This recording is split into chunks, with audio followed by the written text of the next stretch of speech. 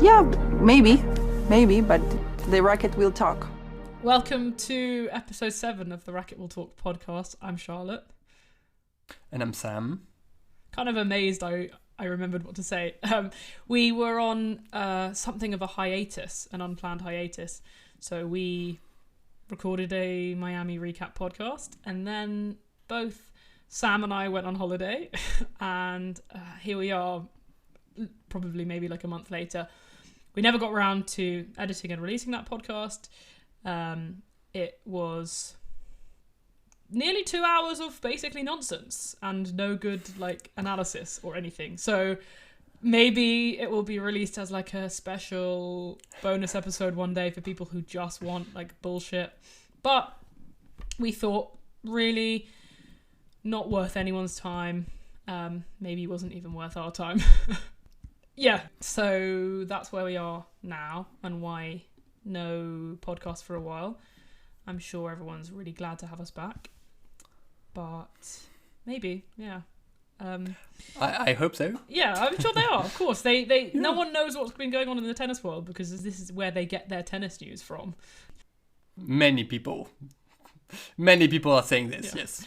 If this is literally where you get your tennis news from, we'll start with talking just a little bit about Miami. Who won there? Can we even remember off the top of our heads? I sure can. It was Arina Sabalenka and Jakub Menšek. Who did they beat in the finals? There's a quiz for you. Sabalenka beat Pegula and Menšek beat Djokovic. Yeah. If you have been waiting for us to reveal those results until now, that's what happened there.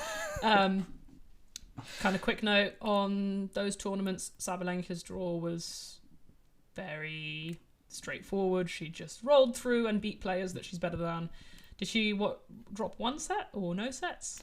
No sets, I don't think. Yeah. No. So best hardcourt player in the world, doing her thing. It's nice for her to like win after some losses in finals, but really never a doubt about like her place at the moment. Notable bits from the women's draw, if we can remember them. That's a question. Because I don't know. Well, the main story outside of, Sabalenka winning was Yala, who got a lot of big wins notably against Ostapenko, against Keys. Against Keys, good one. Yeah, because I watched that and it was awful. Yeah. Well, yeah, she got really big wins. Was obviously a big breakthrough from this player who, well, kept being given wildcards that she didn't got to do very much with. Mind you, she's still quite young. That's a fairly harsh summary of it. But this time around, she sure proved worthy of that wildcard and way beyond that. And so that's someone we will be obviously on the lookout for in future tournaments. She won her match in Madrid a few days ago. Oh, so. spoilers.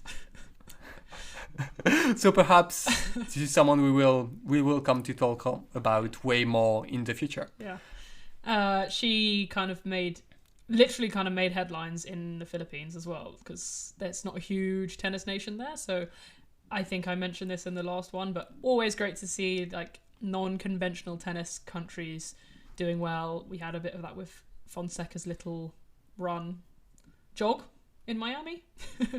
Yeah, so always good for that. Boosts the viewing numbers, boosts diversity, I suppose, of who's watching and from where.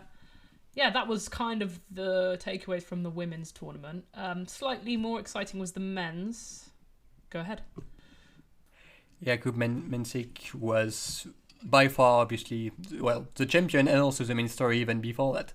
He had lots of great wins, including one against Fritz in the semis, which was a really good match, and against Djokovic in the final. He won in 2 tiebreaks, which you wouldn't expect coming in because in the past, that's not what you would expect from a Djokovic scoreline. Tiebreaks are a place within the tennis scoring system where he always tried. He was always... You could call him a scammer. Well, no, but it is one of his specialties, He is especially sturdy in that context, and he has taken a great advantage of that in many famous matches. And so, yeah, him losing two back-to-back in a big final was quite I have surprising. actually my notes from last time about the stats on this. Djokovic has lost 2 tiebreaks in a final twice before. Cincinnati 2008 and US Open 2007, so that was back when he was young and not very good. It was gluten Djokovic, not gluten-free Djokovic. Djokovic is 81 and 81 when losing a tiebreak, which is like kind of that's quite shocking. And Mensik on that week, just to refresh your memories, was 7-0 in tiebreaks. Like very much the story of the week. He served basically every run of the court. That's basically what happened. And in the tiebreak, he just kept doing it, kept his composure. I also actually won big rallies, big long points against both Fritz and Djokovic in the tiebreak. So it wasn't just the serve, but the serve was, the main weapon, the main headliner. What makes him stand out for now as a player, which is actually pretty rare for someone so young. We chatted a bit about comparisons of Mensik, who it's been so long since we recorded this podcast that we've both forgotten how to pronounce his name. Mensik, I think it is. We talked about like kind of player comparisons. Lots of people have talked about him being similar to Zverev in that he's got a big serve, but not an aggressive ground game and great rally tolerance. And I mentioned that I think he's a bit Khachanov-y. And I think... I'm saying it again because I haven't seen the comparison elsewhere. Maybe that's because it's a bad comparison. But it's a similar thing of Khachanov beat Djokovic in a 1000 final when he was like kind of young. Big serve, but bloody hell, he's a pusher. Mensik, like, good scrapping throughout the whole tournament. If I remember correctly, which I might not. I'll say I do think like the Mensik serve is way better than Khachanov's, and actually better than almost anyone's in the world, which is pretty incredible. Would you say better than Zverev? Yeah, I would say so, Wow. yes. Okay.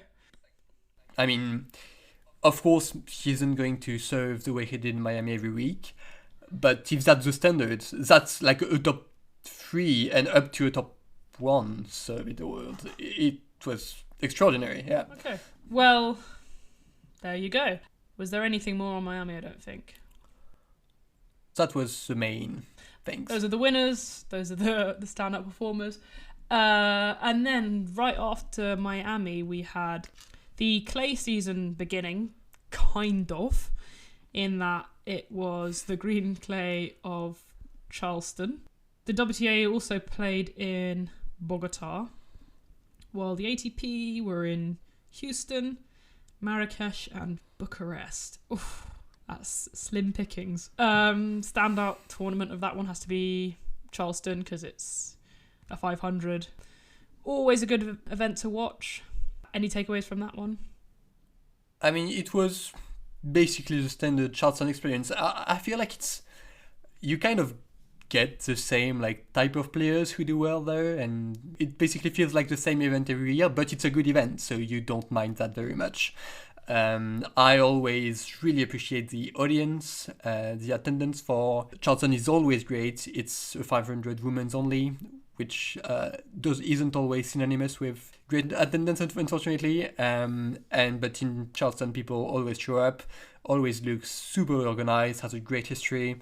It's always like a good field. You always have, it's never every top player is there because it's so soon after Miami. That's not always good spots in the schedule necessarily, but people still do show up because I think they like it, they appreciate what the tournament brings, and you'll basically always like people like Pegula, Katakina, they kind of always perform and show up. It feels like it's always Kasatkina and like 8 Americans.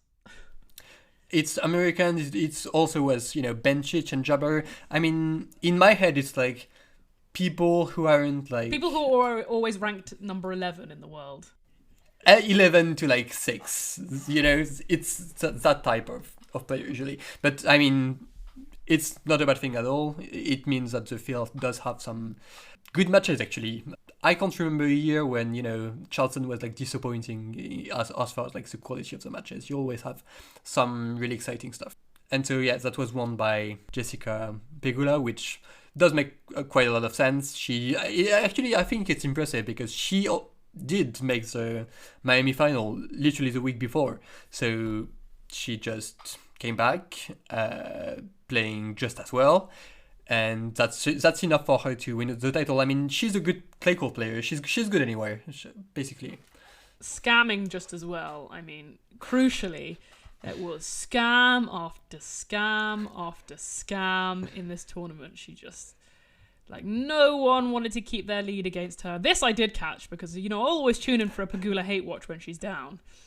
And Sophia Kenin, who she played in the final, was in a position to win one of the sets, or I don't remember which one. I think the first set, yeah. So looking good for, you know, a kind of out of the blue great result, and then she goes, you know what?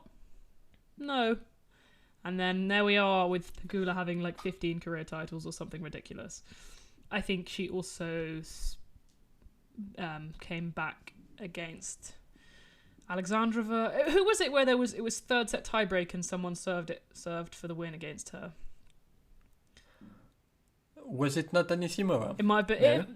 It would make sense if it were Anisimova. Something like that, but you know, it was a classic Pegula performance.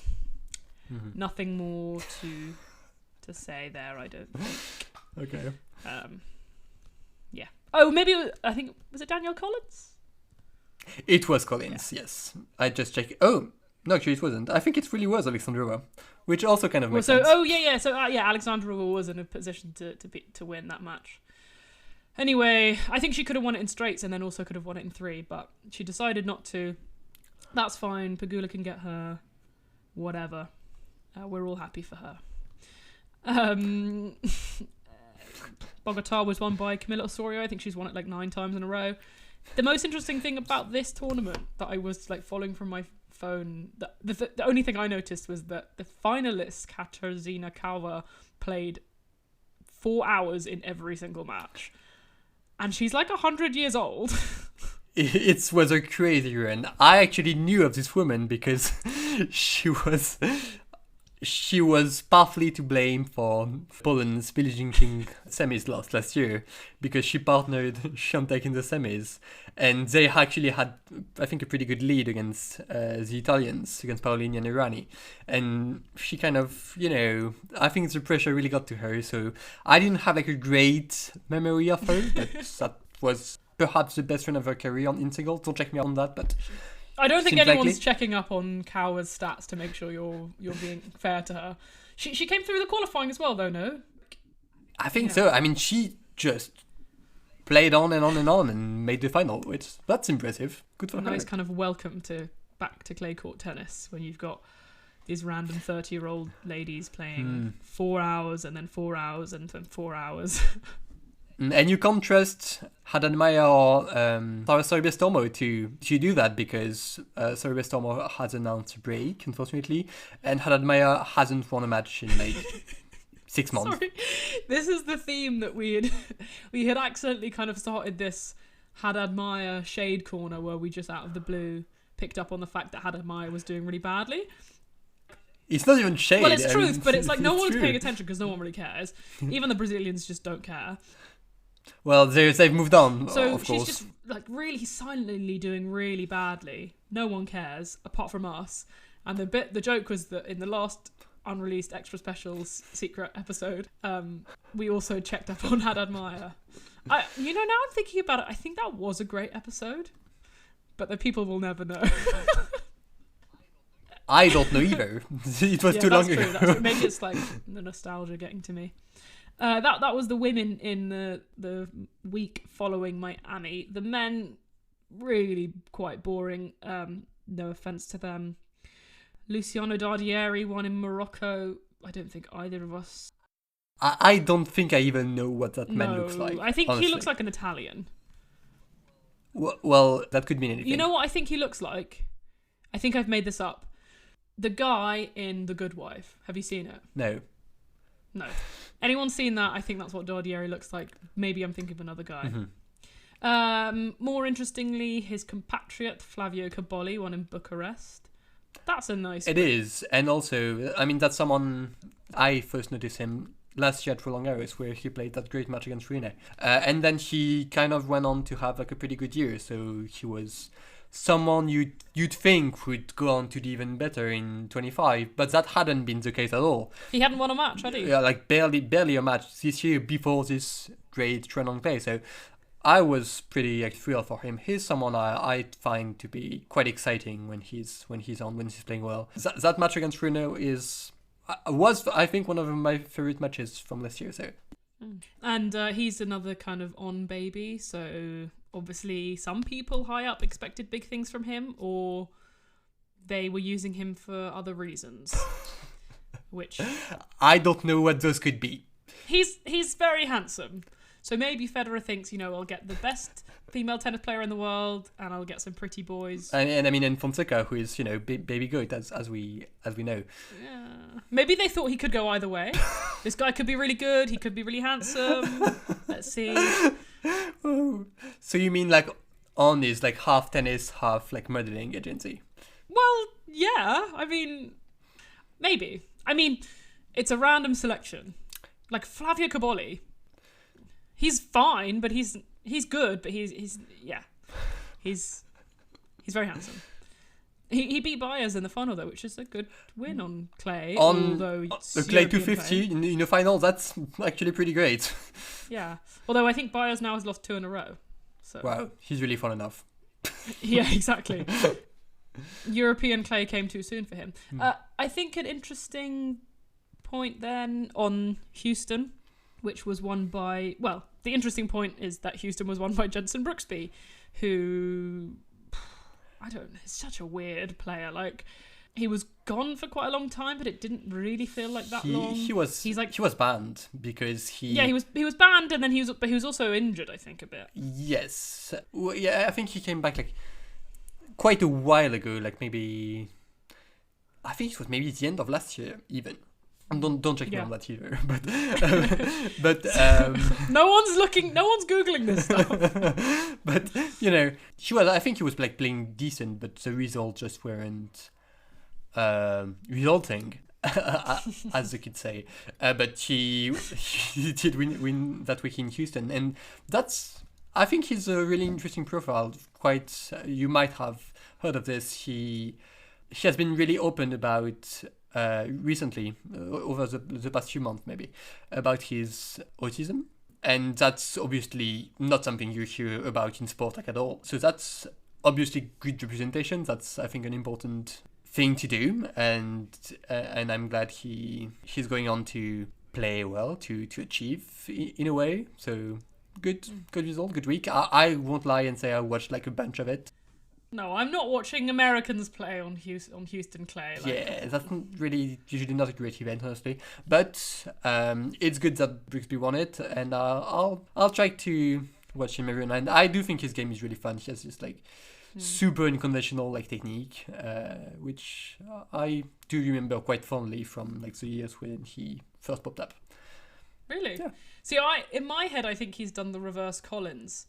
Do you remember when Danielle Collins was talking about how much she loved women's sport, and everyone was saying, "Oh, she's so iconic, she's so cool," and she had this, and she was talking about what's her condition? It's something, I can't remember the condition. I've been away from tennis for a really long time, but Danielle Collins was really open about her kind of health problems. Yes. And how much she loved women's tennis, and everyone was like, "Yeah, legend! How cool is she? Please don't retire." And then she just completely ruined all the kind of goodwill she had, or a lot of it, with players. It's rheumatoid arthritis, I think. Rheumatoid arthritis. Yeah, oh yeah, I can't pronounce that, of course, as you just heard. But that's what it is. I just googled it. I think Jensen Brooksby has almost done the opposite, in that, like, before his ban, people were like, "Yes, he is so annoying. Like, he comes across really arrogant. His game's really ugly." And then he got this ban, which people thought was quite harsh because it was from missed tests. And then he was open about his like autism, and I think people are kind of growing a bit fonder of him, saying like, actually, what a cool guy, how interesting it is to have someone who plays like this and who like behaves like this in elite tennis. I feel like he's done reverse Daniel Collins. That's my point. But I like him a lot more than I used to with the kind of context of that. Like, I think it's really cool. And yeah, he beat Tiafoe in the final. Like, you don't think... He also beat Tommy Paul in the semi-final on clay. Which That's more impressive, I would say. Far more impressive, yes. Yeah. That was that in the last week of March. And then we have had... Since then, the women played in the Billie Jean King Cup, which realistically we don't care about. That's a question. Anyone missed it? Or... Oh, you mean didn't show up? Is there anyone who is out, who is relevant that they're out? Oh, I mean Poland, I think. Oh, yeah, okay. I mean Iga didn't show up, so Was it Kawa's fault again? I'm not sure. Actually, even Lina didn't show up either, so I mean I don't know. I guess they like made the semis last year, and they were like, well, that's good enough for us, I guess. Yeah, it's just a filler event. Yeah, I mean honestly, like Poland without Świątek isn't really a strong team, to be quite honest. I mean they're like even with her. I mean with nowadays, you know, Poland versus Philippines. I know who I'm taking. Well, last year, when she was still a good, decent tennis player, that was maybe a pretty strong team, but yeah. And then they moved on to both Rouen and Stuttgart. Rouen was won by Svitolina. She has now... Can you guess how many career titles she has? I don't have to guess, I read the stats. It's 18. You could have just like gone, I wonder. Oh yeah, well, I'm too honest with our listeners for that, of course. Okay. Yeah. There's only, what is that? I've got the list of players who've got more than her. Venus Williams, this is active players, so, I mean active. Venus Williams, Petra Kvitova, Caroline Wozniacki, Iga Świątek, Azarenka. Victoria Azarenka, Arina Sabalenka, and that's it. I maybe could have asked you that as a question, but, like, I don't know, she's still kind of young. Great small tournament player. And I mean, not much else to say. She's been playing fine all year, but she always ended up losing to someone higher ranked or someone just playing better. Keys or Andreeva. Or even Świątek once. I think it's good that she, found herself in a field where she actually was the best player far and away, I would say. And I mean, she won the tournament without dropping a set, which is basically what you would expect someone of her caliber to do, and she did it. I feel like she always wins these French clay 250s. That's actually a good question. Do you remember what her last title was? The one where she just came back from having a baby. Which was? So is it right before Roland Garros? Metz? I don't know. It's some random city in France. Woipy. It's Strasbourg, which is Strasbourg. Okay, which is kind of barely France. Sorry, guys. I went to France. I drove through France, and now I feel like an expert on the whole country. Yeah, she lives there in France. No, she lives in London. Svitolina? Yeah, I think she lived in London for some time. Really? No, I mean, I think they live in France when they're like not traveling. I don't know. Yeah, okay. I mean, it's pretty academic, isn't it? Because they're never in their homes. Yeah. But yeah, nice for her. She beat Danilovic in the final, who's also having like quite a good year. Yes, I would say so. I mean, it's on course to be her best year yet, I think. Unless she had a better year when she first broke through like 10 years ago. I think it's a good stretch of play. I mean, it's not just on clay either, which is what stands out. The past few years was just like a decent week in Roland Garros, and then that was kind of just it. And it looks like it's getting to a place where it's more often on different surfaces in different conditions. So yeah, just someone to watch out for, because clay should still be her best surface. She beat Azarenka today in Madrid. Spoilers. She beat Pegler in the Australian Open, didn't she? Yeah, she did. Yeah, so she's in my good books, and yeah, could have a good season. She is very fun to watch. Like, very intense, intense, and like she's a lefty. She's a bit very emotional, bit kind of can be unpredictable. So yeah, I like her. She was the runner up in Rouen, and the big women's tournament of that week. We've actually now skipped ahead of the men's, but that's fine. We'll go back to them. The big women's tournament of that week was Stuttgart, where just randomly Ostapenko won. She did the thing. Literally the thing that she Yes, does. both of the things that she does. So first one being beating Iga Swiatek. I actually was really annoyed with her when when that match happened, because the last times they played, or the last two times actually she beat Swiatek, she literally terrorized Swiatek and the players like she faced before, and then the next match was pretty horrible, and so I was and you know, Alexandrova was lurking in the next round. I'm like, oh, she's not doing anything, but she proved me wrong. I had to admit my the flaws of my ways. Actually, I just deleted the tweets because people were dragging me. But Did you say, you know, she's gonna lose? literally, I said that like multiple times. And then, See, I'm so out of the tennis world. I wasn't. well, even on Twitter. I deleted them. Oh, that's even worse. I know. I'm sorry, that's worse. Guys, everyone, drag Sam in the comments of the podcast about his predictions, because now you know that he made them. That he was sure that Alexandrova would be. I was certain, and I also thought Sabalenka would win the final as well. So I just kept being wrong, and I mean, good on her. That was actually pretty excellent all the way through, as she can be. Why did she win that tournament? Like, why? It's I think it's literally vibes. I mean, I actually read like she mentioned it in the post-tournament interview, and she said, I just had this weird feeling early on in the week, and I just felt like something could happen.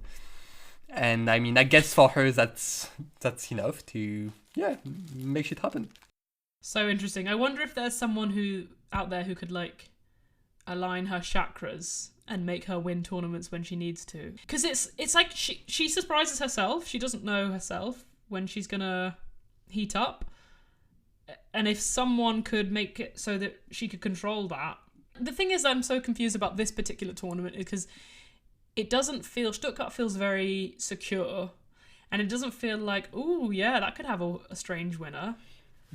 Okay, fine, because of the past few years it's very much been secure, but it just I didn't expect that, and for her to beat Iga, and then she beat Sabalenka in the final. That's like, she had a bad head-to-head there, didn't she? Yeah, it was 3-0 in Sabalenka's favour. So, I don't know. Yeah, and, you know, like you said, I think Alexandra next match after Iga is so losable. Alexandra's having a really good season. Yeah, indoors, Alexandrova is, I mean, always tough, but even more so this year, probably. Yeah. Those who are keen fans of my Twitter, so obviously, hopefully everyone, will know that I believe that Stuttgart is basically a grass tournament. I think this clay indoors yields very similar results to what grass would. And every year, that's looked quite good. Apart from Iga, who gets confused because she sees the red dust on the floor. This is a grassy lineup for the semis. There are lots of fake clay events on the WTA. This is probably the fakest of them. Because, I mean, not only does the clay itself feel quite weird, also it's indoors, which... And it's in the dark. Yes. Like, every time I watch it, I'm like, this is in the dark. I mean, is it that dark when you're there? When they show, like the audience, they are in the dark. Literally. you can't actually see them. Every year, I don't really enjoy watching it that much, and I forget why. And then I turn it on, and I'm like, this is so dark. I don't like watching this. I like nighttime tennis, but I like when it's nighttime tennis and it's bright. This is just so dark. It's so weird. It feels like I don't know. Not my favourite tournament. As I mentioned a lot, I think maybe in the unaired Super Secret Miami episode, I wouldn't be watching it. And I didn't. Well, it's a very... I tend to enjoy it because the field is usually so good. Bit weaker this year. Yeah, I was about to say, it was actually a bit underwhelming this year compared to years past, where it tends to be the tournament of the year as far as like lines up, and also because it's a 500 and it's a really small field, you get basically like bangers from like Tuesday on Wednesday for like 3 or 4 days straight. So I tend to be really find that exciting. This year the field was a bit weaker, quite a few names were missing, and we still ended up with, obviously very known figures going deep. it felt like people were playing like, you know, German wildcards one round, and then the next round it was 2 top 10 players facing each other. Like it went from unserious to serious very quickly. Yes. For one, the Swiatek Ostapenko match was watchable, which isn't always the case. This one In what sense was it watchable? Because Lord knows I did not watch it. in the sense that it was decently competitive, and had quite a few like good points on either side. I don't think it was either of them were like at their peak, but it was still like a good match. Yeah, it's like an 8 out of 10 match basically. So what won Ostapenko that match? Is it the 5-0 head to head? Is it happened to be slightly better in big points? Is it the fact that Stuttgart plays like grass? Of course, yeah. I do think this is, as far as like clay conditions, she's out to be her favourite, and that showed, I guess. No, but it's as always, it's a bit of everything. At first, I was really sold on the just the head-to-head theory because the match started and Swiatek was so bad, like shockingly bad, which has happened this year before this year, but. I was appalled, honestly. I was offended, but she was down like for love quite quickly, and then she kind of found her footing. She started serving better, putting more pressure on the Ostapenko serve, and from there we had a match. Even in the third, 6-2 looks very lopsided, but actually she had like opportunities to go back to like 3-4 with her serve like coming up, so it could have turned out to be at least even closer in that third set. So it was pretty good. Obviously not that happy with the result, but I wasn't annoyed that I was watching it, which can happen sometimes. You're like, why am I even watching this? Another kind of moment that I did see or did hear about was how Ostapenko said something along the lines of, you know what, I've won the French Open as well. Like, what was the exact wording? I'm basically, it's like, oh yeah, she's a good, I don't know if she's good or great clay court player, but I'm also a great clay court player. I won Roland Garros, which is like, I mean, that's true. I'm not sure you really want that comparison, honestly. That's Ostapenko, that's really on brand. She genuinely can't see the difference. She's like, we both won the same tournament. So why shouldn't I be as good as her? In her mind, I'm sure it makes sense. And that's what matters. Yeah. Well, her mind is working well because she has bageled Iga in that head-to-head, which is just, I don't know. It is. I used to think it was kind of fake because it was like 2 wins at least came before Iga was 2.0, and then, it wasn't like a legitimate "I've beaten you 6 times" when you've been the best player in the world or one of the best 2 players in the world. But 2 wins already this year, like, it's looking good for her. To be fair, I wouldn't say Swiatek has been one of the 2 best players in the world this year, but we will see. Well, no. Huh. Well, no, quite no, and the race wouldn't say so either. Yeah, she's 4th, which, I mean, it's fine. It's not like she's completely down and out of like the top players conversation, but Okay, quick question, if you can have a quick answer for this. What are your top 3 narratives on the WTA? I ask because I think this Ostapenko-Iga head-to-head is a top 3. That's very popular, yes. I've seen that a lot. But it's a storyline that lots of people, when you see them coming together in a draw, people's eyes are on. People are so excited. I mean, it's... And you're salty. Oh yeah, I can't relate to any of that, but for obvious reasons, that's not because I don't think it's interesting, because it's just I'm biased, of course. No, but I really do get why it's interesting to people, and so I wouldn't put that in my top 3 narratives. I think maybe I'm just saying interesting ones rather than like your favorite ones. Sure. Something that's interesting that would draw a lot of people into watching, a specific match. I think that's up there, of course. Yes. Beyond that, I mean, generally Andreeva, I think would still be up there, as the prodigy doing the things I'd agree with this that. year. Yes. And then, I mean, that's the real part, Early on in the year, I would have been so confident. I would say, it's Świątek and Sabalenka, it's Goff and Sabalenka, it's Świątek and Goff, it's Rybakina, That were the first week of the year, that's what I was saying. And I mean, everyone was saying that. It wasn't just, me being delusional. That's what was happening. And now it's like, well, it's not like they've all like completely fallen off the face of the earth. They are just not very convincing, and they are not meeting at all. So it's like, well, I don't know. And then who is really exciting right now? I mean, I guess Ayala or something. you think Alex Ayala and her trajectory is a top 3 narrative on the WTA right now? Well, no, but I'm struggling to find like a third answer. Yeah, okay. Well, because for me, like, I would think of, little things like, can Pegula get to the top 2? What's Iga's clay season going to look like? Okay, that's like a short-term thing, but she is in a bit of panic mode. Or maybe she's not in panic mode, but we're in a state of panic from the outside.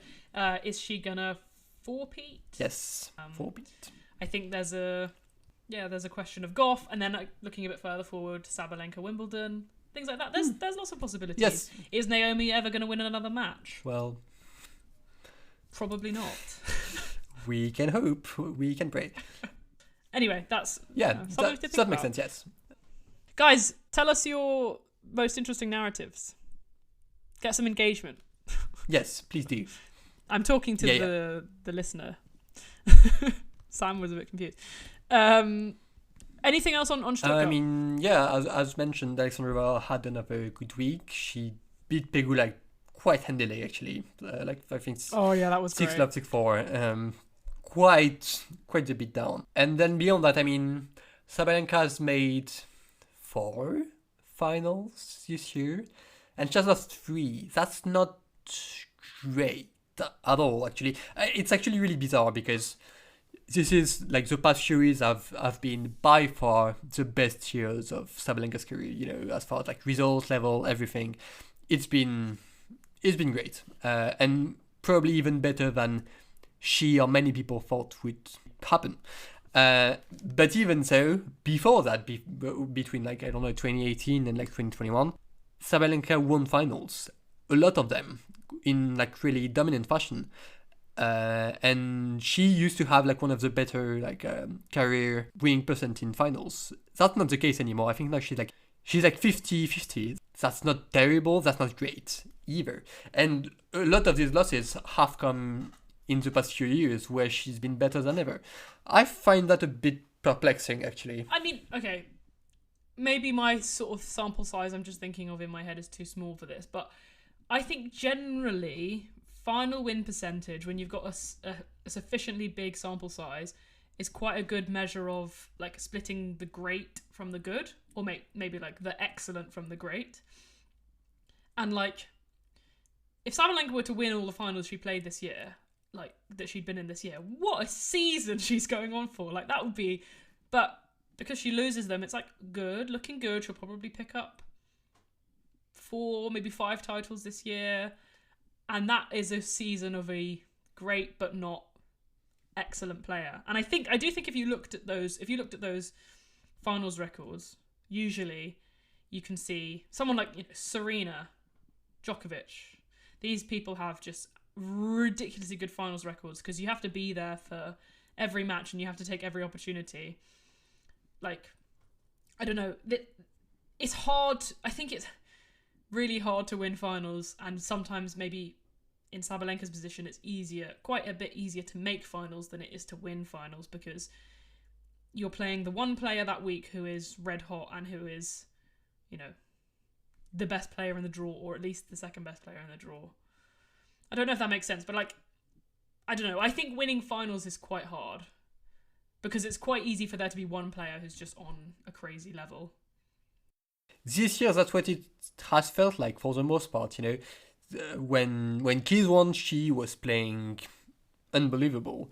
So was Andreeva for the most part in Indian Wells, and so was Ostapenko that week. So I can't say, she's been terrible in every final she's played, but I will say I'm starting to feel like the focus isn't quite where it should be for her in some of these finals. I did mention it after Indian Wells, I think, where she kind of lost like some steam, some intensity, especially in that third set, which you would expect her to fight her heart out. That's a trademark thing for her. And in Stuttgart as well, I mean, she, in the second set, she kind of, I don't want to say gave up, but her head dropped quite badly, and Ostapenko kept firing. And I don't know, she seemed a bit discouraged, which that's not a very like Sabalenkian trait. Yeah, nice. Yeah, Arenian. Well, I do think that these like amazing all-timer players, like there's something wrong in their brain that they are able to be that ruthless, that focused every single match, every single final, and that like people like Sabalenka are closer to normal people with normal brains who sometimes get distracted and sometimes can't really be bothered, or like, okay, it's a harsh thing to say, but they're down in the second set and it's Stuttgart and it's like, she went out and bought her own Porsche, so what's she really even playing for? And Ostapenko, is blasting winners every other point. Yeah. Like, well, I just don't think she's insane enough, as insane as she might come across. Which is very funny, yeah, because I know people who would call her insane. Yeah, but I don't think she's that Djokovic, Serena level of insane. Yeah. For example, she's also like, her tennis isn't quite as good as theirs, so fine. But yeah, I think being able to win that much is just like, it's obvious to say, but it's just ridiculous. Like, it's just, there's something else. Going back in time to the men's side, so in the first week of April we had Monte Carlo, which you watched a lot of from holiday. Yeah. Sam was ditching his friends and saying, sorry guys, I gotta watch, Hubert Hurkacz playing Ryan Opelka. No, it was more so like, when we were like at the flat, I was like, well, I'll put some tennis on. Guys, if you don't mind. I was watching on my phone, so I wasn't. Oh, I wasn't okay. I thought you anyone. like on the big screen. I was on my phone, and a good week. I mean, I always love Monte Carlo. The only like downside is that women aren't playing it. They should be, for sure. But beyond that, I love Monte Carlo. I mean, it's always so beautiful, and I also, most of all, perhaps, in this like early parts of clay season where you have so much like fake clay. Sorry, that's the best way I can put it. With like Houston and Stuttgart and all of that, you want to see real clay tennis, which you find in Monte Carlo. It's probably one of the slowest like clay courts on tour, or slowest courts period. And it's always so fun for me to watch that event every year. And this year was no exception. It was won by Carlos Alcaraz, a week he needed very much, I would say. I mean, you sound like the dramatic Alcaraz fans. Not very much. He needed it. I think Iga needed a tournament victory more than Carlos did. Yes, I would say so. So, okay, we're on the same... But I do think it was important, Even more so because he wasn't lights out. He wasn't demolishing everyone. She dropped quite a few sets along the way. He had to fight. He had to accept his level maybe not being that high. And he did that and he won. He pulled it back against Fils. He won in 3, losing the first against Musetti in the final. That kind of week. And I was really impressed with that aspect of it, especially. And yeah, I mean, beyond that, quite a few people, I would say, played well. Musetti, of course, always tends to like the clay, has done well at Monte Carlo before, but this was his best run. Fils was really good, really good. He could have won that semi-final against Alcaraz, honestly. So I was super impressed with him as well. Is he coming, Otto Fils, to the elites, or is he going to stay in, top 15 territory? That's a great question, actually. I can see him reaching like top 8, like lower top 10. I don't think he's coming for like top 5 at all. I maybe it will happen someday. I don't think his tennis is quite there yet, but he's improving. I would say so. Yeah, well, he played Alcaraz in the semi-final. Yeah. That was a question. Oh yeah, yeah, he did. Oh, so was it quite a baby lineup? Yeah, I mean, I guess so. No, he didn't play in the semi-final. It must have been a quarter-final because Alejandro Davidovich Fekina made the semi-final. Oh yeah, I guess it must have been the quarters. My bad. Good week for Davidovich Fokina. That's kind of a shame. He's like top 10 in the race. That's really shocking. Yeah, and even when he won his like second round in Barcelona, there was a stat. He was top 3 in wins on the season. That's the least Davidovich Fokina stat ever. That's not a guy who is doing well every week. That's a guy who maybe will do well 2 weeks a year. And now he has found something. I hope so. I really like him. He cut off the long hair, and now he's. I think it was last year, but great. Like I mean, I always thought he's so good. People can vouch for me on this. How I've ranted about how I think he has so much potential, and he's just like a ridiculous choker. I mean, everyone knows that, but really, this surprises me less than like some other players performing well, because you know that he has the ability to do whatever. I know he has the ability to do whatever. Yeah. I think he's just so talented. A nice result for Musetti, who, nice result for Musetti. Was one set away from winning a 1000. He loves the natural surfaces. Do you think he'll get one in his career, a 1000? Yes. Yeah. I feel pretty confident because, as you said, he's really, really great on the natural surfaces. I mean, if Rublev can win Madrid, I don't know why he couldn't. That sounds quite harsh, but no, I think it's true. Maybe this year. He seemed. I was actually a bit worried for him in that Monte Carlo final because his physicality dropped like badly. Yeah. It's so weird. It's like he feels like he has to live up to his nickname. Yes. I don't get it. Like he probably should get like a blood test or something, because he's like 23 years old. His game is not. He's not a grinder. You know, he's not a pusher. He's one of the more aggressive players on the ATP. Nothing about it seems awkward or unconventional. There's no reason for him to constantly be cramping or doing this or doing that. And it was also his Monte Carlo. It wasn't like he was playing in Rio. Yeah, no. And it's not even like this first set performance, he was serving super well, so he actually had a bunch of 3 points in that. But to be fair, he did play a lot that week, like a lot. He had like a 7-6 win in the third against Deminor. So that had to be physical.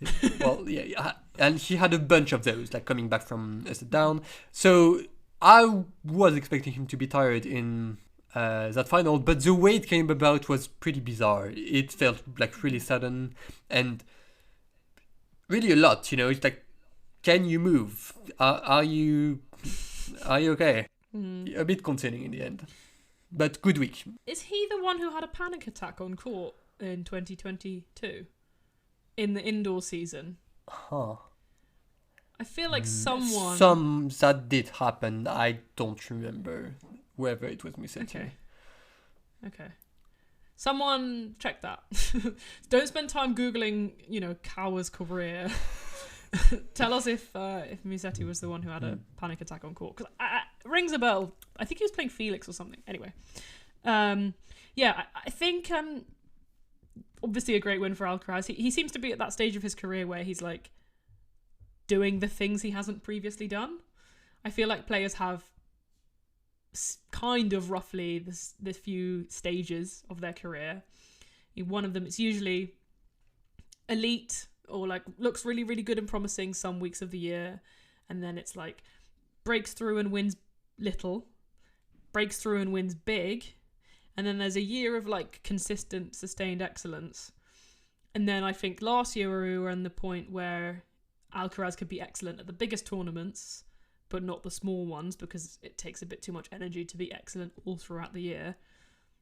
And now we're in the stage where he's like ticking the boxes he hasn't previously ticked. You know, he won the indoor title in Rotterdam, and now he's won Monte Carlo, which feels like it was missing in his trophy cabinet. So maybe we'll look out for him in Madrid. No, sorry, Rome.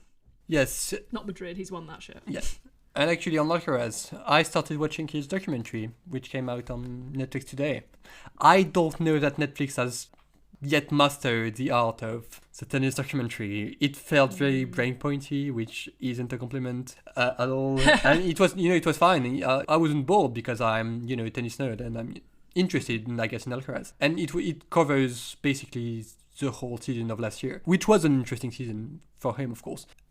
But it's the way they do it. I don't know.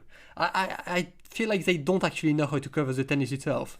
So it's always like, either they just show the end of the match, the match of the, okay, so he lost the AO quarters to Zverev, okay. It's pretty bizarre. And then if they do go into details, it's just like the Sinner semi in Roland Garros, and it's like, well, Sinner won the first set, and then Alcaraz, he hit his forehand harder, so then it was tighter, and then he was like really intense in the fifth, and he won. Yay! The way they cover the matches still feels pretty weird. I think you could make that super exciting if you really tried. Mm-hmm. Yeah, it's probably the case of not having someone who knows and cares about tennis, or that person being not a good person. Like sometimes when you're in the job of finding someone who you think might fit the role, you just pick anyone rather than picking the right candidate, because you almost need the expertise to know who has the expertise, if that makes sense. Yeah. Like I wouldn't be surprised if the person who is the tennis expert is just someone we would consider to be. But to be fair, not going to name any names. To be fair, there are like lots of people on board, like they interview Federer, then they interview Nadal. No, but they're not putting in, Federer and Nadal aren't putting in time That's true. to Yeah, of course. have their creative input. I know. It's difficult because I think you need someone who is creative and entrepreneurial, but also knows about tennis and cares about tennis. Yeah, I don't think it would take like really any player rare... to get that. I do think it would need like a really specific like person in mind to. Andrea Petkovic. For some reason, I trust her. Maybe, yeah. I think this is kind of why sports documentaries, when they're good, they're excellent, but a lot of the time they're just like a bit disappointing. Yeah. Because it's hard to be the person who is emotional and knowledgeable about sport, and the person who is creative and understands how to tell a story and how to... Exactly, yeah. Technically gifted in like those areas, yeah. Yeah. So that's our input. I mean, I haven't even seen it. But I mean, knowing that it felt pretty similar to Breakpoint, you know what was wrong with that, so that's still a theme. If they had a competition of like, you have to make a podcast about things that you haven't seen, I would win. I'm sure. Because that's all the tennis of the last month, plus this Alcaraz documentary. But I will check it out because I'm interested. How many episodes have you seen? I've only seen one. I think there are only 3 of those, and it's only like 45 minutes each. That's pretty short. I don't even know why they did episodes, just do 1-2 hours thing. I don't know. Yeah, that seems to be the way nowadays, though. Like a mini series, you have to think a little bit less about pacing and narrative. And I also reckon, not to get too deep into like Netflix and stuff like that, psychology, the start and end of things are like a dopamine boost or whatever. So I think having things split up gets people to watch more than having things in one. I reckon people finish episodes more than they finish films, basically. Interesting. Yeah, that's my opinion on it. I guess we can move on to the next week of ATP tennis. So that's the second week of April, where we had 2 kind of interesting tournaments. One especially worth talking about. We'll go to the one that wasn't worth talking about first, which was the Munich one, where Zverev vultured his way to a title, beating Ben Shelton in the final. Anything of note there? Griekspoor actually should have beat him again. Hey, hold on! I've seen that film before. Well, yes, you have seen it many times, as we all have, unfortunately. He served for the match, actually, so that's... Big boy serve like his. No excuses. I don't know what to make of that. I actually think beyond that, after that match, I think Zverev like really freed up and played pretty great. But the funny part is, this was only possible because he butchered his opportunity to reach number 1 to the extent that now it doesn't even matter. So like, he can win Madrid and Rome, he will not get there. So it's out of his head, you mean? oh yeah, I think it was on his mind every single second, and he could not handle it. So thank God for that, I guess. He was also helped by the draw. I mean, not his everyone in that tournament. Yeah. If I genuinely think Ben Shelton was probably the second best player, and on clay, well, that's saying something. I do think Shelton has some potential on clay. I think he can do stuff. Yeah, but not this week. He was second to Zverev, so... Oh, Fils was there. No, she was in Barcelona. Oh, okay, sorry. Barcelona. I'm reading the wrong thing, yeah. Oh, yeah, the semi-finalists were Fabian Marozsan and Francisco Cerundolo. So we get an idea of... It's not like they're bad, they're just not... Unfortunately, not on the level of... Well, Barcelona and Munich were both 500s. Yeah. Basically. And if you look at the... Barcelona draw, all of the players who are in the quarterfinals are good, and I would have been fine with them winning 500s. Yeah, that's fair. And yeah, so it's just where people decided. Yeah, I mean, there are reasons for it. Munich is really rainy in April, so that's not very pleasant. And Barcelona is obviously very established and very fun. And it's close to Madrid as well. Yes, yeah. We're going back to the thing we said about how points should be allocated after the tournament, because. The winner of Barcelona deserved more than the winner of Munich. That's all I'll say. And the winner of Barcelona was Holger Rune, who beat Alcaraz in the final in another random and surprising event in tennis. It was kind of mostly quite straightforward for Rune. He dropped, I think, just one set in the tournament, and he is a guy who likes to play three and come back and what Sam calls scamming. He likes to do that. But you must have watched a good amount of him this week. How was he? Really quite good. I mean, I've called him a generational scammer in the past, so you're not making that up. But also, I've never actually doubted his talents. You might think that, but no. I've always... No, I believe that. I think... I've always really believed in his ability, which I do think are tremendous, actually, not just good. I think as far as potential...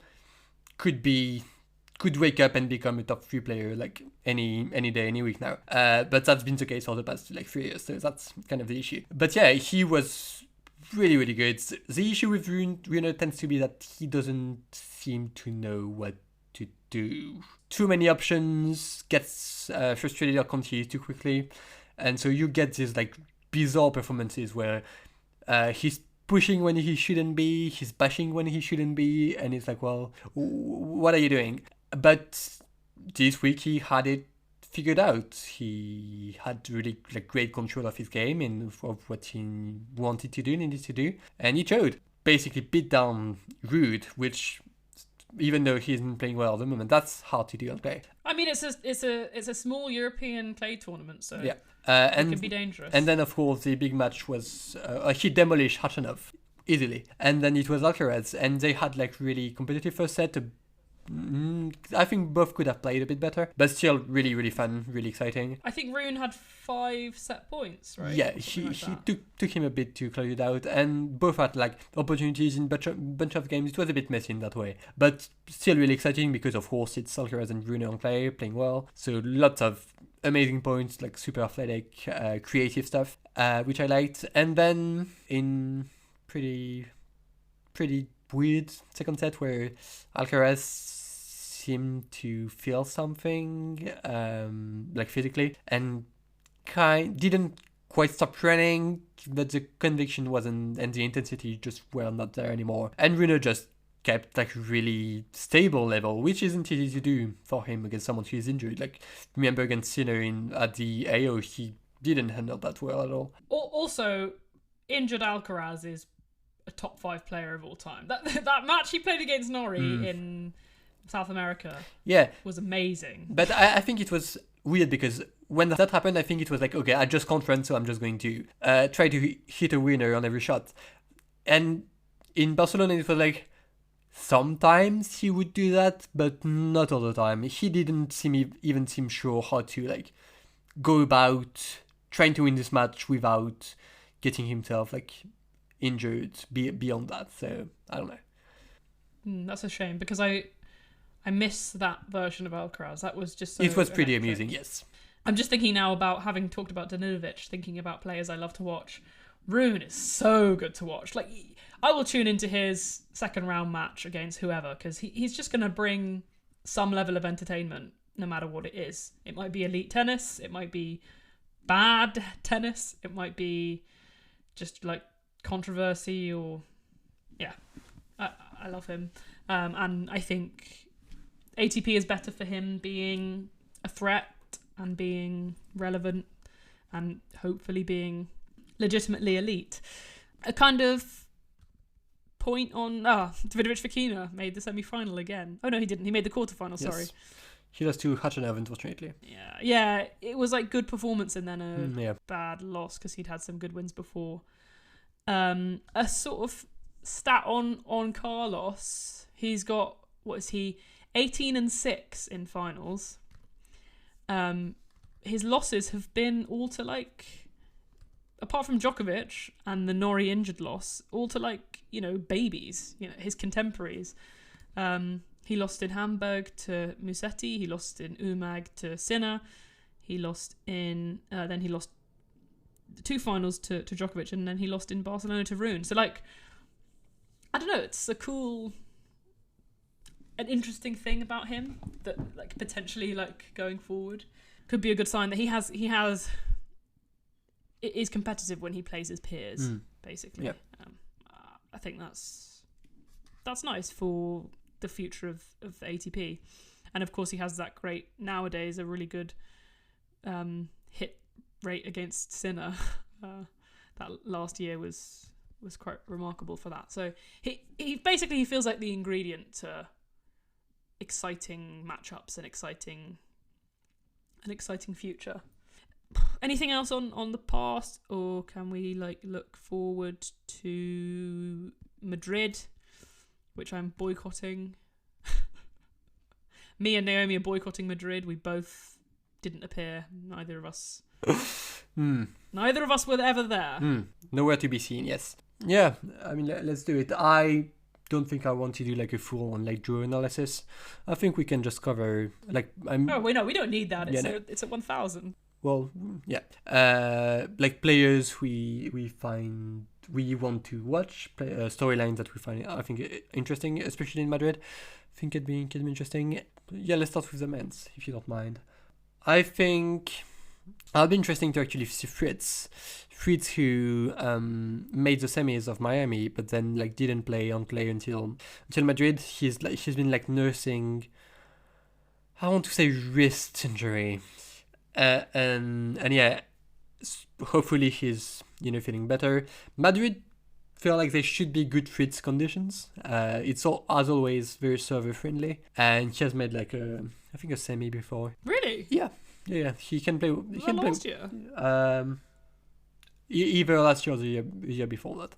I couldn't remember what happened 2 years ago. Like, yeah, at all. Alcaraz won 2 years ago. Maybe. Did that tournament happen? Yeah. Okay. Anyway, Fritz. Yeah, interesting to see. I think he can go quite far.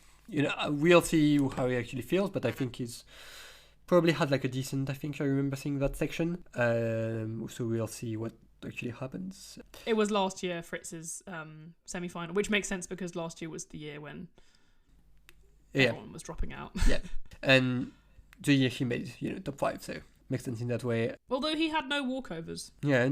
Okay, so he has got like O'Connell to start with, and then maybe Hurkacz. That's not too bad. Hurkacz, by the way, on the Beatrice Haddon-Meyer list. Yeah.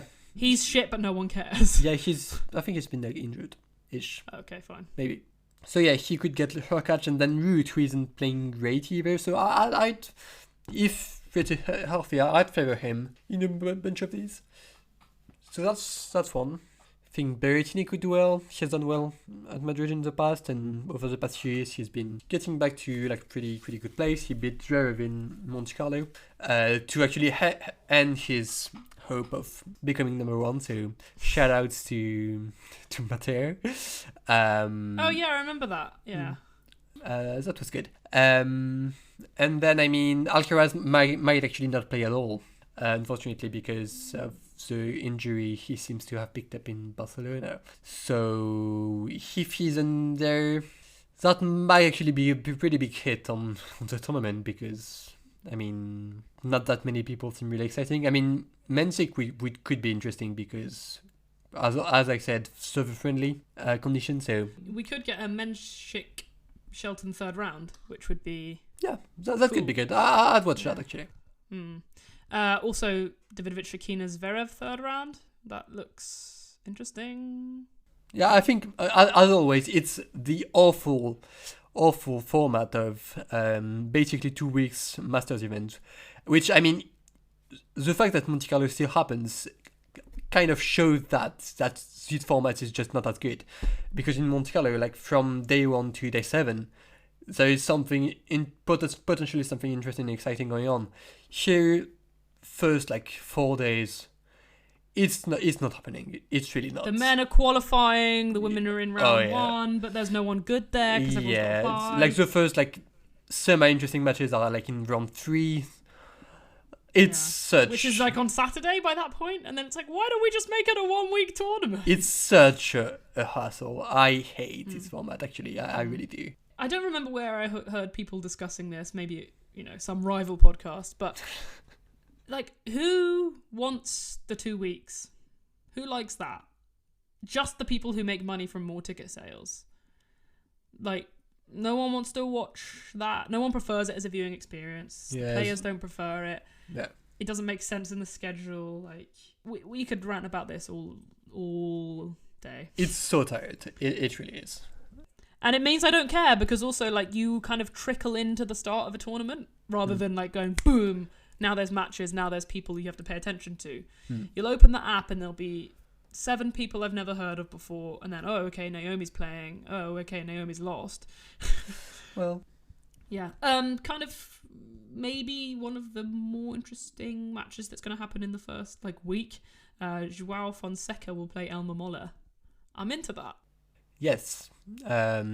We have mentioned Moller on this podcast before. The Norwegian backhand. He is Danish. Oh, my bad. He's Rune's little right-hand man. Right, yes. They found a twinkier Dane than Holger Rune. They had to try and they succeeded. But yeah, I mean, I guess that would be like fun. I actually am really interested to see what Fonseca does here. He hasn't played since Miami either. Not because he's injured. He has been like resting. He's doing that Djokovic schedule. Literally, yes. I actually got a bit of flack for saying that on Twitter, because he had like the same like. This would have been Sinner's schedule if he had not been banned. So, well, we will see how that works out. But his game should translate super well here, I think. Yeah, maybe I'll pick him to win it. Haven't done that in a while. Could happen. He's kind of in Draper's little section again, so... Well, didn't really work out last time. Yeah. Anyways, yeah. That will be someone to watch out for. Djokovic, I don't know what's going on. Was good in Miami and was terrible in Monte Carlo, so... Yeah, but he is always terrible in Monte Carlo, like that's the... Well, yes, but he's also terrible in Miami. So you'd think maybe he's not always terrible in Miami. He hasn't been good in Miami. Well, before this year, he hadn't been good in Miami since like 2016. So, but he's not played that much. That's true. Like yes. Monte Carlo, I think he's been literally bad for like a decade. Well, yeah, pretty much. I usually write that off because I think like. I mean, same, always. But because he had been good in Miami, it's like, oh well, maybe he's a bit like ahead of schedule, and he's going to be good like earlier on into the clay season. But maybe not. I honestly think when you get to like Novak's stage and age and experience, so much of form is like shaped by desire and motivation. Yeah. And that like we can't necessarily think, okay, he's on this trajectory and then he's going to keep getting better and better and better and we should expect him to be here by now. I think you might get, oh, I can be fucked this week, I'll be good and I'll make a final. I can't be fucked this week, I'm going to lose to... Who did he lose to? In Monte Carlo? I think it was like Muna or Martinez or some I think, I don't know. I think Mariano Navoni? No, it was a Okay. Spanish guy, I think. Oh, really? Yeah, let me check. But it was super bad. Maybe even worse than usual for his multicolor standards. Yeah. I honestly, I closed the app. Oh, it was. I never mind. It was not a Spanish guy. It was Tabilo. Ah, Alejandro. Yes, I do remember that. Tabio. Yes. Okay, because he's now lost to like every Chilean who's ever played in the last year. Because I think he also lost to Jarry. And did he lose to Tabio last year as well in Rome? Or something? He has lost. Yeah, he has lost That was the to him water bottle before. match. It is. Yeah, it is a 2-0 head to head. No, we had all these great stats of like only this player has a 2-0 head to head, and only he's ruining it. He's ruining his win percentage as well. I mean, have some dignity. Anyway, that's Djokovic's. We've now talked for about 5 minutes about a guy who isn't playing Madrid. He is. No, he's not. Oh, he is. Yeah. Oh, he's so far down the seeding. Yeah. I couldn't even see him. Oh, Yeah. No, I wouldn't bring him up. Like. Sorry. Okay. I mean, yeah, but his section is piss easy if he can get past Arnoldi. Yeah, it is pretty. Yeah, I think he should make like the quarters probably. Yeah. Maybe. But we know he could lose to anyone. So who's your finalist and who's your winner? With Alcaraz probably out of it, it's like I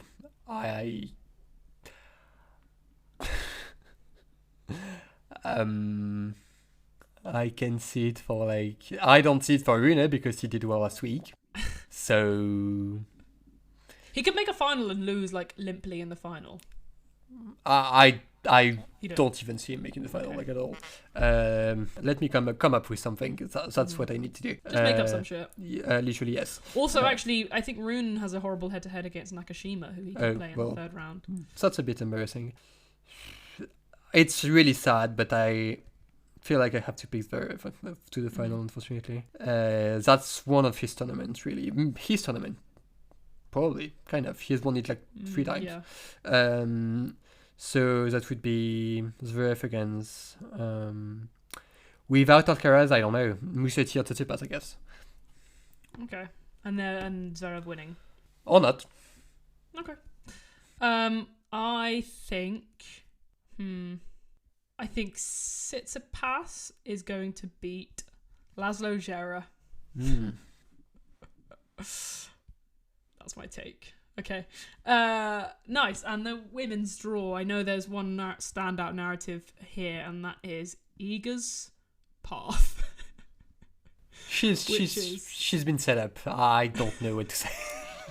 It is funny. It's getting funny now. When you Sorry, think it's not funny.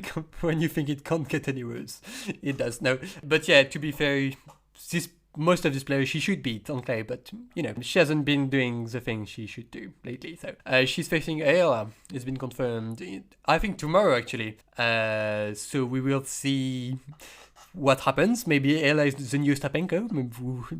Who knows at this point? And then it's like Noskova, that's not a bad head-to-head. It's just like a tough. It will be matchup. 3 sets. Yeah. Yes, and like 6-7-5 in the third. And then it's Ostapenko maybe in the fourth round, because when you think you've had enough, you actually haven't had enough.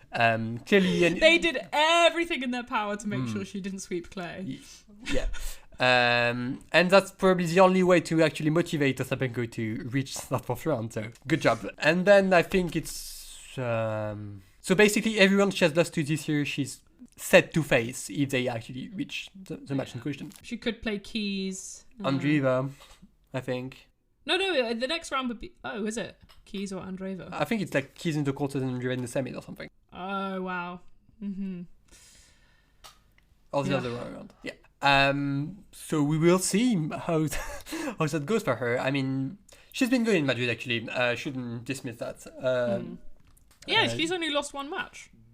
Since she was good. 2. She's 1 to Barty, 1 to Sabalenka, which not but too, she wasn't. Yeah. She was. That was 2021, wasn't it? Yeah, not too shameful. She does well in Madrid. It's still not the clay court conditions. Still, it's still very server friendly and all of that. So I guess. Although, you could be the best server on tour and you can still lose in round 0 to Lucia Bronzetti. You sure can. Yeah. I hate Madrid, man. I hate Madrid. I hate that guy who runs it, and I hate the cakes. And Oh yeah. 7 weeks long. Yeah, I do hate him as well. We sure know how to build relations in today's world. Anyways. Yeah, do you want to give us like a media pass? I don't even know his name. Lopez. Fran Lopez. Okay. No, he sucks. So yeah, I mean that does make the Swiatek run exciting in a sense because there are no like easy matches. So in theory, people there will would be no double bagels here. Yeah, exactly. Yeah. So people will be like, well, I guess I'll try to tune in and see what she does. Well, I will, of course, but I'm speaking from an outsider perspective. You know they'll be tuned in for that 4th round match. If they are tuned into any match, it is this one. I actually think that could be like the match of the century. Really? No, but imagine how hyped. Okay, you got this boring tournament no one cares about really, and you've got the prospect of Ostapenko maybe going 7-0 against Iga and like beating her in back-to-back tournaments on clay. Oh, I would be there. So will I, for better or for worse. Anyways, beyond that, I mean, Sabalenka always loves Madrid. Does super well there every year, so she'll be looking to win again, I'm sure. Although I think Anisimova has beaten her here before, and she's in her section and playing well this year. So interesting. Didn't actually catch that. Worth noting. Yeah. Other standout players, Pegula and Onjaba could meet in the 3rd round. That's a rematch of the final, 2022 final. Yeah. They were so nervous in that match. My God. I think Ons was quite good though. Yeah, she was fine, but it was this situation where like both like lost a bunch of finals, hadn't won a Masters 1000 before. It felt like that kind of match. I thought we were in the clear. I thought, Pegula's lost it. She's never going to win 1,000. Yay. And here we are, 17 Canada titles later.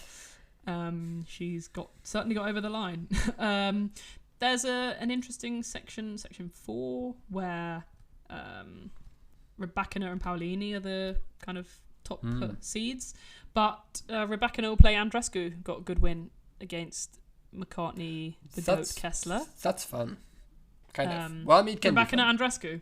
Yeah. Could be long, could be injury time outy, could be a beat down still. Could very much be a beat down, although yeah, we could feature like a few Bianca screams after points you should have won and things like that. But then you've got Sonne Cartal against Svitolina, Lynette Sakkari, Bolter Paolini. Like as sections go, as 2nd round matches go, I think that's and I mean even the potential. Sakkari's number 80 at the moment in the world. That's tough. I mean, no one's really talking about it. No, you know her 1st round win. Yeah. Against Jingyu Wang. Yeah. Was an upset. That's crazy, actually. Wow. Yeah, and she hasn't won. Someone said earlier today she hasn't won back-to-back matches since the Olympics. That's quite a fall-off if I've ever seen one. That will be eager this time next year. Well, I hope she will not at us on Twitter, which is also something she does. Yeah, like, come on, take ownership. She has... Yeah, no comment on that. Tennis players, get off Twitter, get a job. Please. Bolter Paolini, I don't know. I think I'll be there for that. Yeah, and even Paolini Rybakina, that's an interesting category as well. So, yeah, or Paolini Andreescu, which was a great match at the US Open last year. True, and at Wimbledon, no? Yeah, it's true. Bianca kept playing her, and the Olympics. Oh, yeah. I think it was not a good match at the Olympics. Oh yeah. They did play. Yeah, I think they played 3 big tournaments in a row. What else? Haddad Maya is there. We'll see how she does. Oh, Bencic Towson in the 2nd round. That's good. Ooh, and Yastremska Goff. Ooh, they're going to set a world record for most unforced errors. That's a beat down for Goff, surely. You hate Yastremska? I don't think she's good at tennis. I don't know. But she can matches. Can she? Name one match she's won. Sorry. I actually don't think I can. Oh, she beat Medvedev in Dubai in 2022. Wow. Good shout. Okay. Yeah. Goff seeking form though. Still. Yes. Bencic Towson second round. That's interesting. Yeah. Bencic did more like bageling as well. She really wants to get home and see her kid during every match. She's been like rushing through them, like wins and losses. Yeah, that's true actually.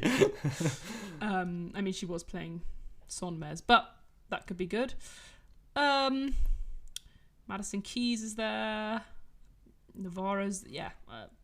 Other players play, and we'll see what they do. What's your pick for the final and the victory and the win? I think I know what you're going to say.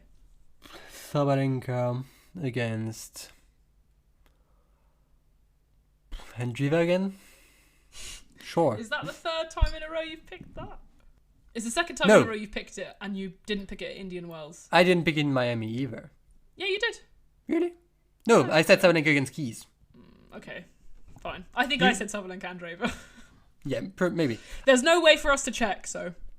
I'm like 95% sure I did. Okay. Sabalenka Keys. So yeah, Sabalenka and Hendriva, I guess. Maybe. Okay. And who wins? Sabalenka. Okay. Right. Since you're not going to back your girl, I will. I Oh. say Iga will beat Badosa.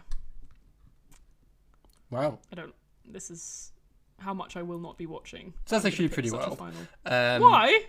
Badosa's been good this year, no? Really? Not really, actually. Not since the Australian Open. Barely. Oh, okay, fine. Okay.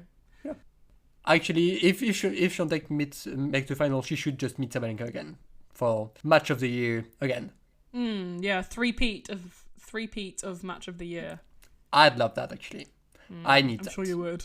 Well, Swiatek lost the first one. Last year was kind of life-changing for many people.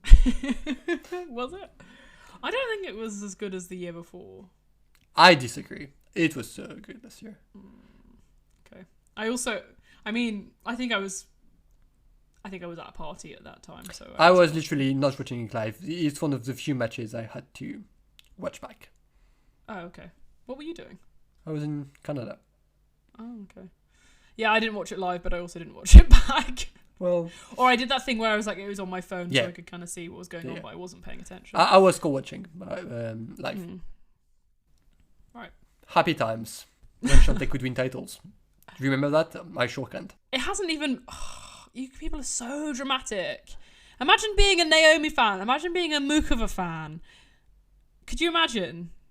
They have a combined 0 titles. I also really like both 5 of them. years. So No, but you really like it's not the same thing.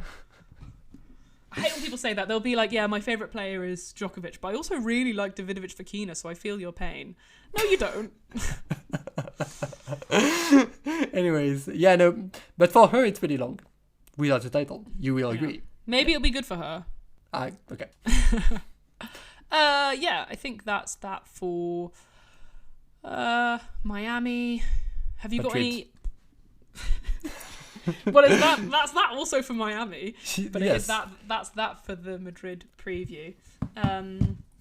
Looking forward to locking back in and watching some more tennis after boring time spent doing other things.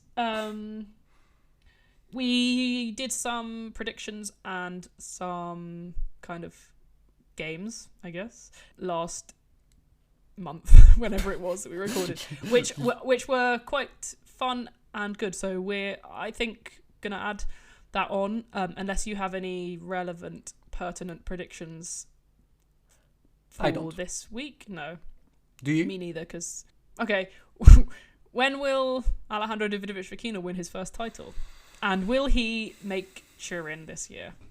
One of these is really easy. The Turin question, the answer is no. And Are you sure?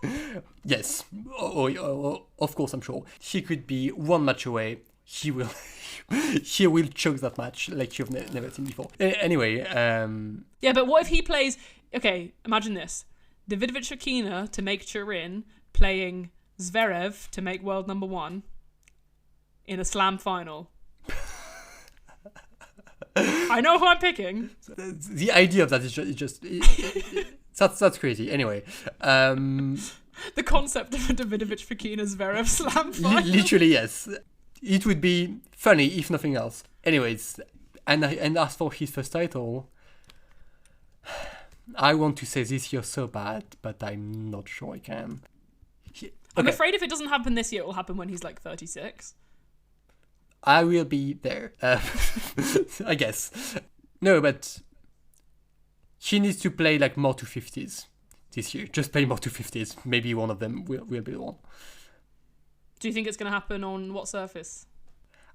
Look, it could happen. Like you know what I could see, which no one else could see, but I can see it. Him winning Wimbledon? No, not at all. Mallorca. I was going to say that. I was actually going to say that. I definitely think he'll win that because it's kind of fake grass. It's like hot grass. It is. And it's always dusty. Yeah, I absolutely agree because like randos win. It's never really a grassy guy who wins. I don't think. Yeah. Yeah. Okay, we'll see you in Mallorca, Davidovich Fokina. Good luck. Well, like it's not like you're doing anything before.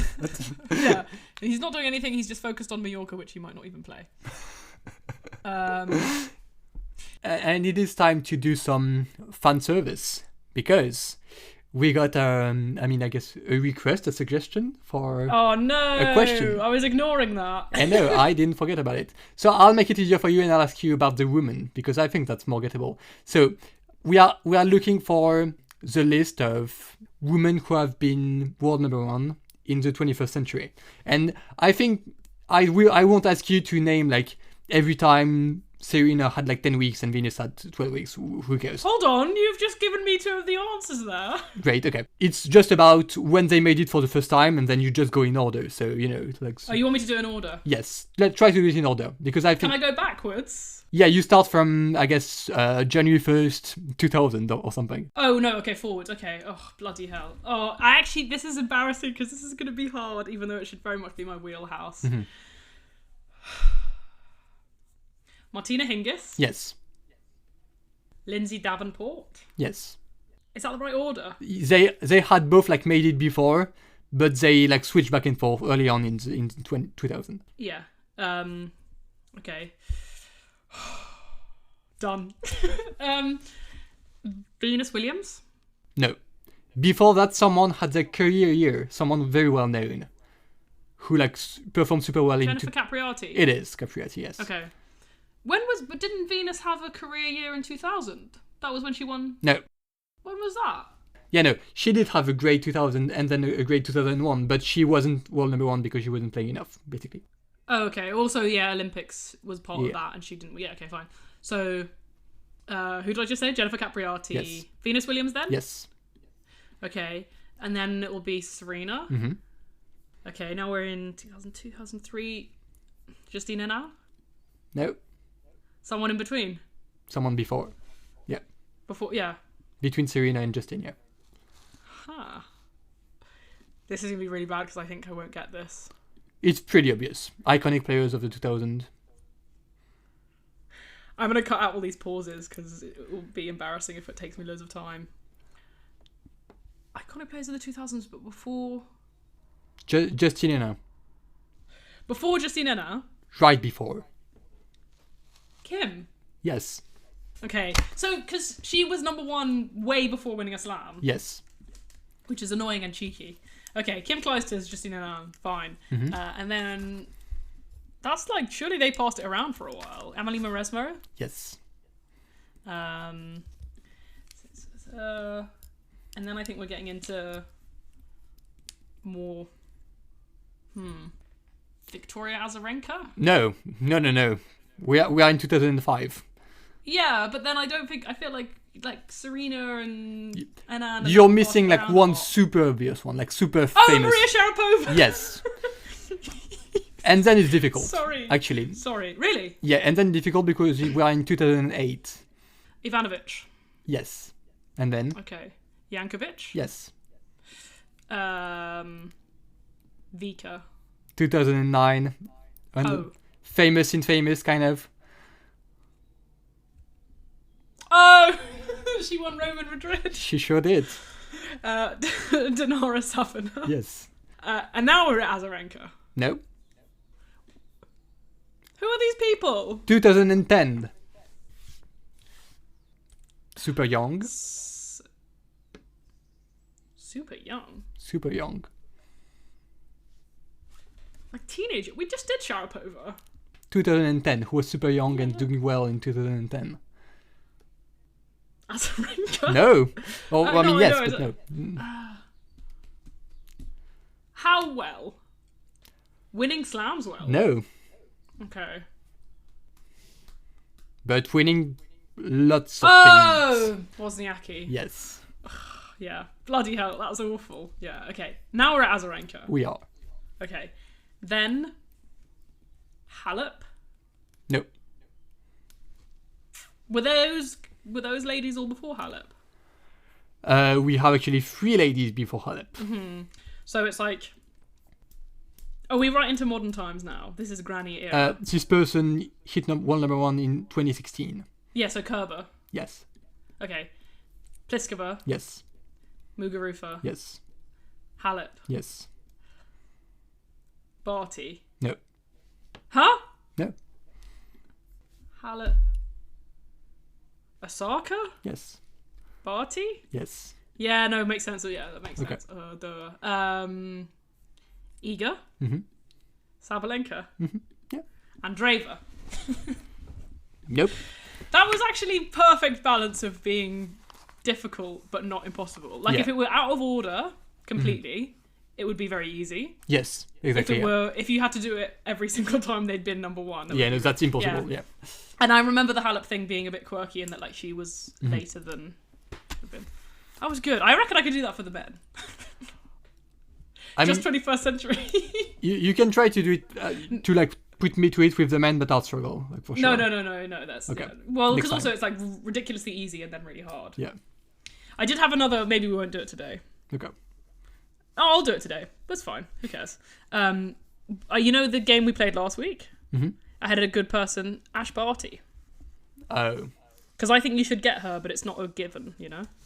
Yeah. I mean, the only ones I really struggle with. I might just know them, not know them at all.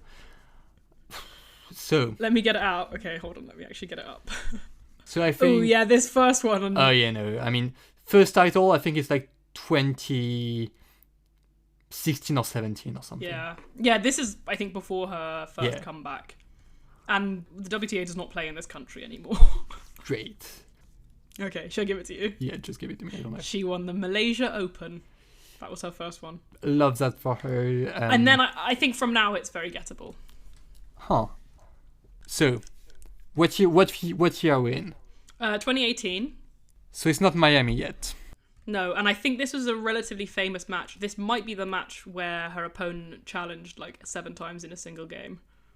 Obviously not that, but... Was she playing Stremska or something? Or Stapenko? Is it... Is it like Brisbane? Or Adelaide? You don't remember this? No, I don't. Oh, okay. Nottingham.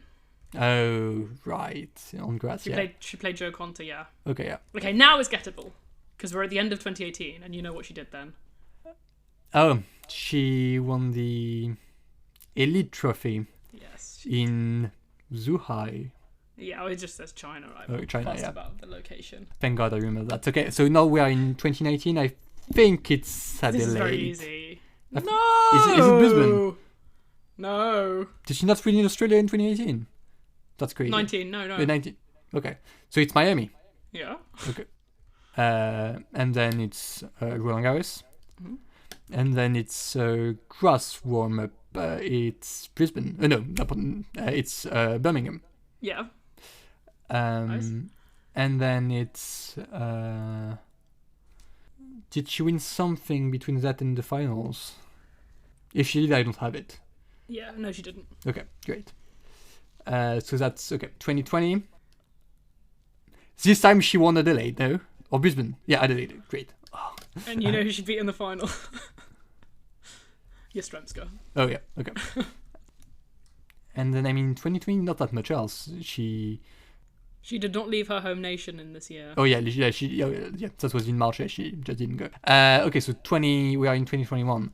She won a made-up Australian lead-up title. In. I won't make you name it if you can tell me who she beat in the final. Pliskova. Muguruza. It was the Yarra Valley Classic. Right, it's the one. Oh, it inspired an iconic thread on Twitter. Muguruza against slices. Yeah. And then if we are in 21, so then she won Stuttgart. Before that, this is a very Miami. iconic. Yeah. Yeah, Miami, then Stuttgart, and then Wimbledon, and then Cincinnati. Yeah. And that was it. Well, then she had another year of her career. Yeah, I know, but in 21. Oh, right, yeah, that was. And then in 21, it's Adelaide and the Australian Open. Yeah. Okay, nice. It's pretty. The early parts are just difficult. Yeah.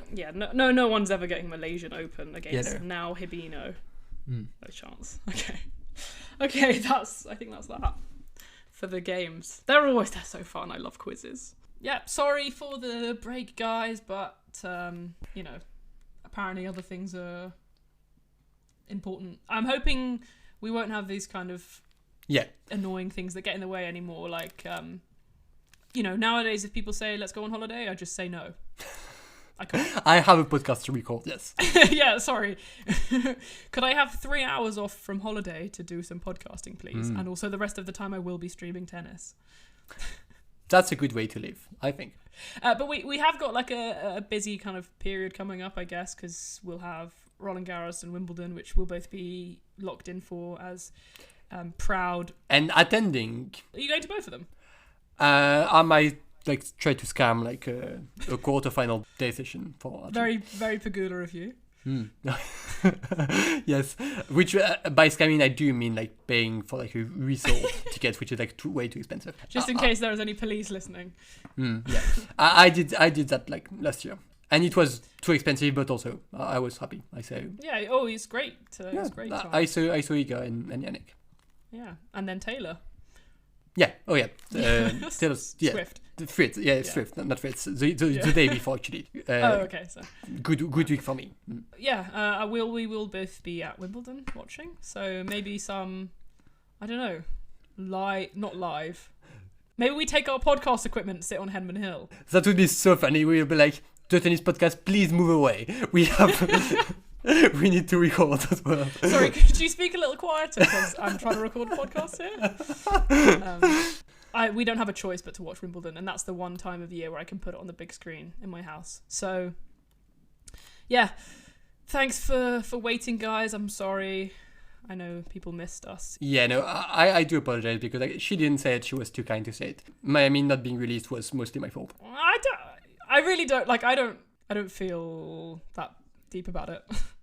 I apologize. It will never happen again because, as we said, we are changed people as a result of Nowadays, podcast comes first. Literally, yes. If I have to quit my job, so be it.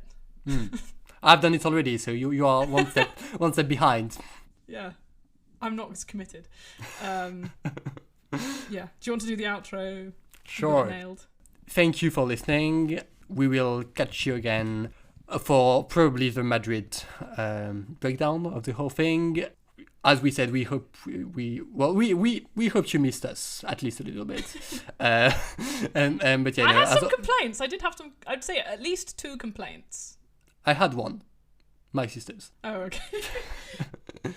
Thank you for taking the time. We still very much appreciate, even though you might think we don't, we really do. And we will talk to you again quite soon. Bye.